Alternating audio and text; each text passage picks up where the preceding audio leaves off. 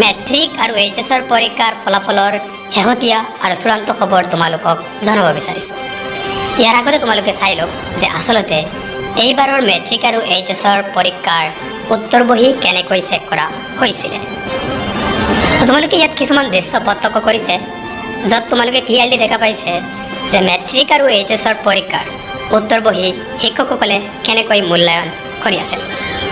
আৰু ইয়াৰ লগতে তোমালোকে জানে যে গ্ৰেচ মাৰ্ক আৰু মডাৰেশ্যন পদ্ধতি চলি আছিল এই বহী মূল্যায়নৰ সময়তে।